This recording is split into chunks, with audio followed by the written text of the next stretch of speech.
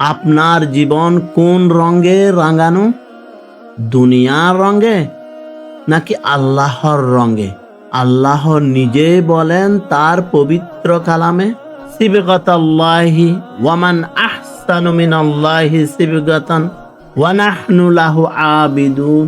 আল্লাহর রং আর আল্লাহর চেয়ে উত্তম রং কার হতে পারে? আমরা তো তারই বান্দা। সূরা বাকারা। এ রং কোনো ক্যানভাসে আঁকা যায় না, এ রং কোনো ব্রাশে তোলা যায় না, এ রং কোনো ফিল্টারে তৈরি হয় না। এ রং তাওহীদের রং, এ রং তাকওয়ার রং, এ রং আখিরাতমুখী দৃষ্টিভঙ্গির রং।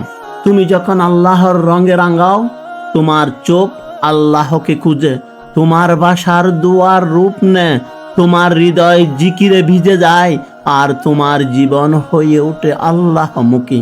ইমাম কুরতুবী রাহমাতুল্লাহি আলাইহি বলেন, আল্লাহর রং মানেই হলো ঈমান, ইসলাম ও আল্লাহর বিধানে নিজেকে সম্পূর্ণ ডুবিয়ে দেওয়া।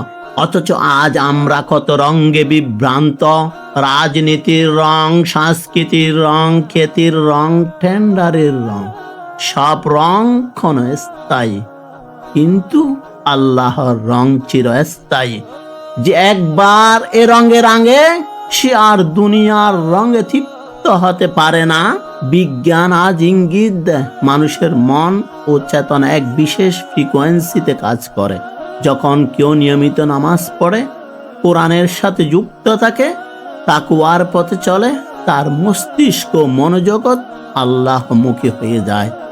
এটা এক ধরনের স্পিরিচুয়াল রিপ্রোগ্রামিং, যেখানে আল্লাহর নির্দেশনা মানুষের চিন্তার ফিল্টার বদলে দেয়।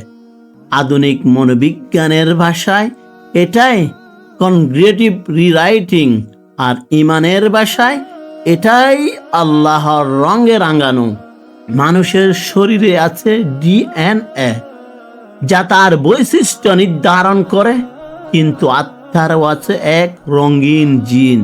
সে জিন হলো আল্লাহর সুন্দর নামগুলো। এ নামগুলো যখন হৃদয়ে সক্রিয় হয়, তখন বদলে যায় পুরো সত্তা। তুমি আর শুধু নিজের নামের পরিচয়ে থাকো না, তুমি হয়ে ওঠো আল্লাহর পরিচয়ের এক বাহক। আর রাসূলুল্লাহ সাল্লাল্লাহু আলাইহি ওয়াসাল্লাম ছিলেন এ রঙের জীবন্ত প্রতিচ্ছবি। তার চরিত্রে, ভাষায়, চলনে, ভালোবাসায় সবখানে ছিল আল্লাহর রং।